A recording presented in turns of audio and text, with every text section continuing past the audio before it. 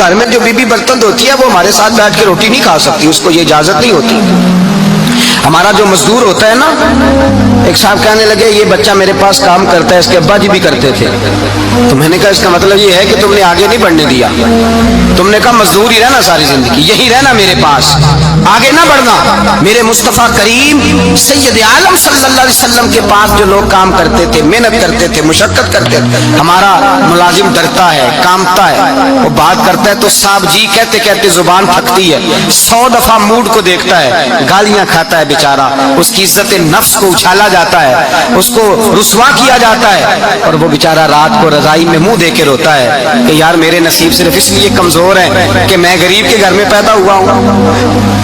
ہم احساس نہیں کرتے، اور مزدور کو کبھی موقع مل جائے جان چھوٹنے کا تو بھاگ جاتا ہے۔ ہمارا کردار اور اخلاق ایسا نہیں ہوتا۔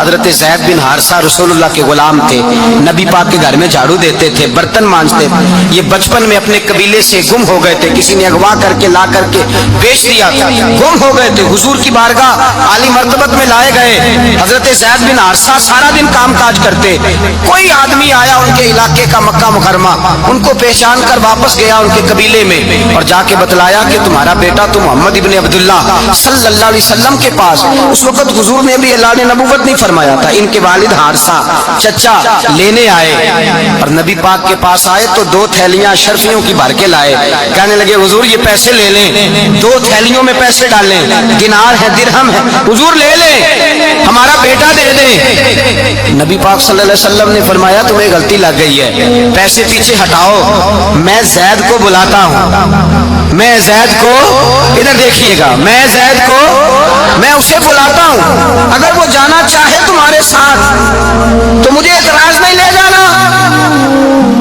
چچا اور باپ کہنے لگے آپ عجیب بات کرتے ہیں، وہ غلامی چھوڑ کے نہیں جائے گا، آپ عجیب بات کرتے ہیں، وہ مزدوری چھوڑ کے بادشاہی اختیار نہیں کرے گا، ہم کھاتے پیتے لوگ ہیں، اس کی ماں ترس گئی ہے اس کو ملنے کو، بہنیں روتی ہیں، وہ جائے گا نہیں۔ میرے حبیب نے فرمایا تم نے ابھی یہ ذائقہ چکھا نہیں، تمہیں اس کا پتہ نہیں، تو میں بلاتا ہوں، اگر جانا چاہے تو پیسوں کی ضرورت نہیں، لے جانا۔ حضرت زید کو پیغام دیا، آئے، حضور نے فرمایا وہ تمہارے والد کھڑے ہیں، وہ چچا ہیں، لینے آئے ہیں۔ جناب زید گئے، باپ کے گلے سے لگے، بچھڑے ہوئے باپ بیٹا ایک دوسرے کو مل کے کھل کے روئے، کہا بیٹا تیری ماں کی آنکھیں پتھر ہو گئی تیرا رستہ دیکھ کے، تیری بہنیں ترستی ہیں تیرے چہرے کے دیدار کو، بیٹا وہ گلیاں بھی روتی ہیں جن میں تو کھیلا کرتا تھا، پر اب فکر کی بات کوئی نہیں، اب کوئی پریشانی نہیں، میں پیسے لایا ہوں تجھے لے جاؤں گا۔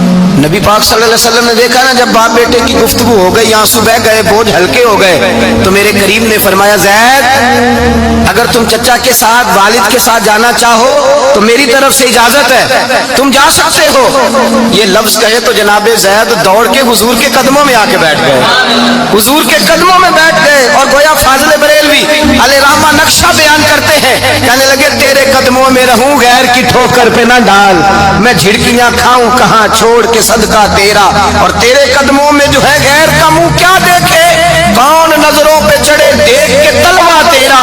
کہنے لگے حضور میں نے نہیں جانا، میں یہیں رہوں گا۔ چچا اور باپ نے دیکھا تو کہنے لگے بیٹا تو غلامی چھوڑ کے نہیں جائے گا، تو ملازمت چھوڑ کے بادشاہی میں نہیں جائے گا۔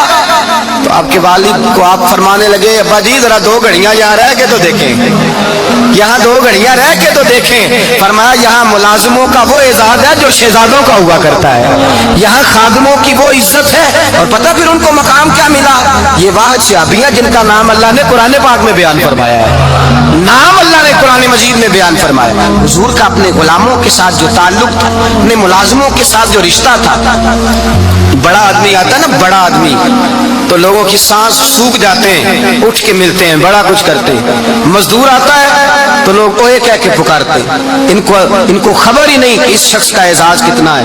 حضرت انس بن مالک رضی اللہ تعالیٰ عنہ فرماتے ہیں میں چھوٹا سا تھا، میری اماں مجھے حضور کے گھر چھوڑ گئی، میں نے 10 سال نوکری کی نبی پاک کی، کتنے سال بولیے، 18वें दिन लोग कहते हैं बस भाई खत्म हो गया, अब फ्रैंकनेस हो गई है, अब जो मर्जी तेरे साथ करेंगे। 10 साल नौकरी की मैंने, लेकिन जनाब अंस फरमाते हैं नबी पाक ने कभी मुझे उफ तक भी नहीं कहा था, उफ तक भी नहीं कहा था, उफ तक भी। हुजूर ने भेजा जाओ फला आदमी को बुला करके लाओ।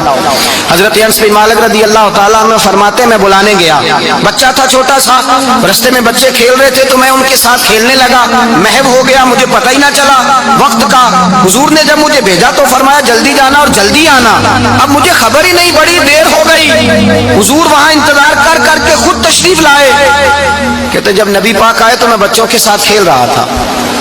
हुजूर ने जब मुझे खेलते हुए देखा, मेरी अचानक नजर पड़ी तो मेरे होश उड़ गए। हुजूर ने तो कहा था जल्दी आना और मैं यहाँ खेलने लगा, यहाँ इतना उलझा के मुझे ख्याल नहीं रहा किस काम आया हूँ। हजरत अनस फरमाते मैं डरने लगा, जैसे जैसे हुजूर करीब आते मेरी टांगे कांपती।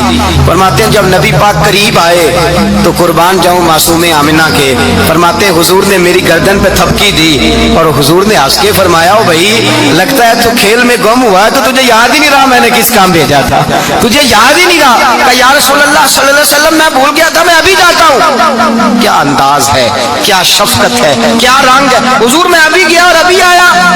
नबी पाक ने फरमाया नहीं यार तू खेल में खुद ही चला जाता, तू खेल यहाँ मैं खुद जाता। ये इज़ात, ये फजीलत, ये दर्जा किसने जर्रों को उठाया और सहरा कर दिया, ये किसने कतरों को मिलाया और दरिया कर दिया, ये किसकी हिकमत ने यतीमों को किया दुर्रे यतीम और गुलामों को दुनिया भर का मौला कर दिया।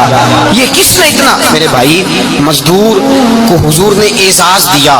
नबी पाक अपने हाथ से काम करने वाले के साथ उसने सलूक करते, मोहब्बत करते, प्यार करते। एक बूढ़ी अम्मा थी जो मस्जिद में झाड़ू देने की मजदूरी करती थी। क्या काम करती थी? दुआ करें अल्लाह हम सबको मस्जिद की सफाई की तौफीक अता फरमाए। बूढ़ी अम्मा थी, मस्जिद की सफाई करती थी, नौकरी करती थी, बीमार हो गई। बुखारी शरीफ में मौजूद है अल्लाह के महबूब सल्लल्लाहु अलैहि वसल्लम रोज तीमारदारी करने जाते। एक वक्त ऐसा आया कि दिन में 2 मरतबा हुजूर तीमारदारी करने जाते। एक शाम नबी पाक ने फरमाया इसका इंतकाल हो जाए तो मुझे इत्तला करना। सहाबा कहते हैं रात के वक्त उनका इंतकाल हुआ, ठंड का मौसम था, हमने हुजूर को तकलीफ देना मुनासिब न समझा, हमने दफन कर दिया। सवेरे अल्लाह के हबीब ने पूछा तुमने मुझे इत्तला क्यों नहीं दी? हुजूर सर्दी बड़ी थी। कौन जाता है मजदूरों के जनाजों में, कौन जाता है मजदूरों के जनाजे में? यहाँ तो अब जनाजे भी सियासी हो गए हैं। अब तो कोई बहुत बड़ा अमीर आदमी फौत हो जाए तो वहाँ रश होता है, वहाँ रश होता है। गरीबों का तो जनाजा भी कोई नहीं पड़ता। हजरत जनाब सैयदना अबू हुरैरा रज़ी अल्लाह ताला अन्हु फरमाते हुजूर ने फरमाया मुझे इत्तला क्यों नहीं दी? तुम्हें उसके एजाज का नहीं पता? वो मजदूर थी, मस्जिद में झाड़ू देती थी, तुमने खबर ही नहीं दी। हुजूर विसाल हो गया। फरमाया चलो मुझे बताओ कब्र कहाँ है? हुजूर सारा कुछ जानते हैं लेकिन ये सारी तमीद इसलिए बयान की कि एक मजदूर की शान वाज़े हो जाए। फरमाया बताओ कब्र कहाँ है? सहाबा कहते हम कब्र पे ले गए तो मेरे नबी ने फरमाया सफे बनाओ मैं दोबारा जनाजा पढ़ाऊंगा। मैं दोबारा जनाजा नहीं हो सकता।